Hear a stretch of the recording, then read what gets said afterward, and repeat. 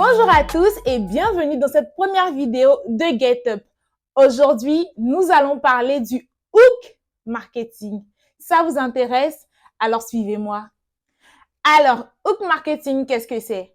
Encore appelé la stratégie du crochet, c'est une stratégie développée par Nii Eyal dans son best-seller éponyme Hook It. Alors, il s'agit tout simplement de concevoir un message ou un slogan qui, premièrement, captive l'attention du client et, en second lieu, le persuade de passer à l'action. Alors, le hook n'est pas l'ensemble de votre produit. Il s'agit tout simplement d'un échantillon ou d'un mental appetizer de votre produit ou de votre service. Ici, transformer votre marque en action sera votre principal défi.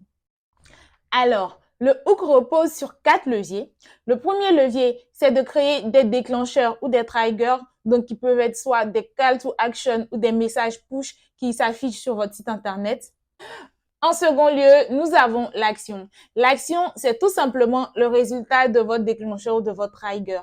Il s'agira ici de permettre aux clients de pouvoir passer à l'action. Donc, vous devez être en mesure de faciliter l'action du client, car plus l'action est compliquée pour le client, plus il y a moins de chances qu'il puisse passer à l'action. Donc, comme action, nous avons le fait de passer à une seconde étape, comme par exemple valider le panier, faire l'achat, ou même passer les commandes de vos services ou réserver ou booker si vous êtes par exemple prestataire d'un hôtel.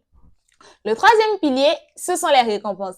Et en termes de récompenses, il existe 3 types de récompenses. Donc, le premier type de récompense, ça peut s'appeler le Reward Tribe. Donc, il s'agit ici, par exemple, pour un créateur de contenu, de recevoir des likes sous ses contenus. Donc, c'est une récompense pour lui, car ça l'emmène à produire davantage de contenu pour, bien évidemment, avoir encore plus de likes ou plus de visibilité.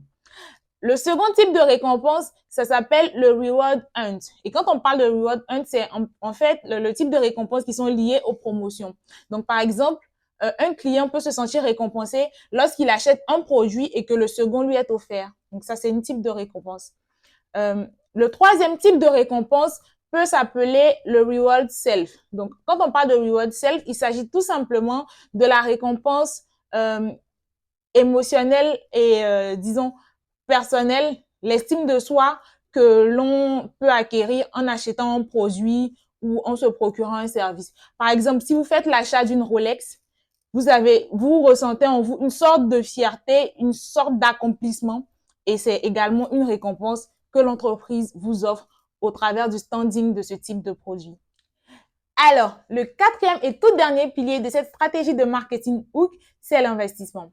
En fait, plus votre client achète votre produit, plus ce produit lui apporte de la valeur. Et vu que ce produit lui apporte de la valeur, il est encore plus susceptible de continuer à faire des achats de votre marque. Et c'est là que vous intervenez.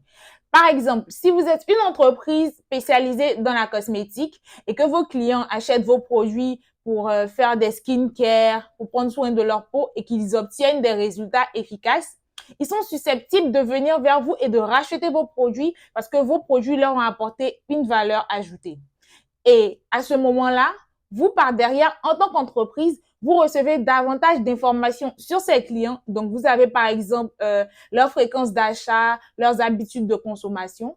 Et ces données que vous recueillez au fur et à mesure que les clients font des achats chez vous et sur votre marque sont des données qui vous permettent de pouvoir, en fait, reprendre la stratégie de hook marketing, c'est-à-dire alimenter davantage cette stratégie. Par exemple, si vous arrivez à collecter davantage de données sur vos clients, vous êtes susceptible de leur proposer des produits qui répondent efficacement à leurs besoins. Vous serez susceptible de pouvoir améliorer votre stratégie, de pouvoir affiner votre stratégie marketing, de pouvoir affiner vos produits pour répondre efficacement aux besoins de vos clients.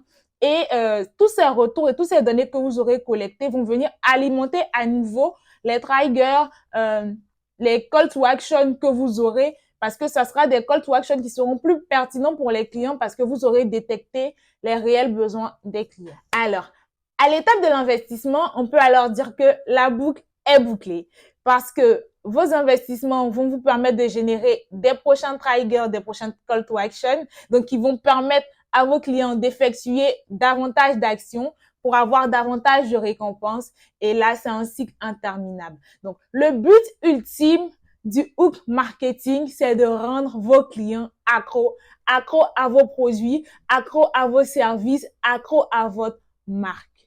J'espère que j'ai été assez claire dans cette petite vidéo sur le hook marketing.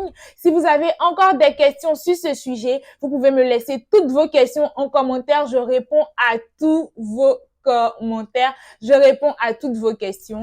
Merci d'avoir suivi cet épisode de Get Up. On se retrouve à très bientôt pour un prochain épisode. Mais surtout, n'oubliez pas de vous abonner et d'activer la petite cloche de notification pour ne absolument rien rater.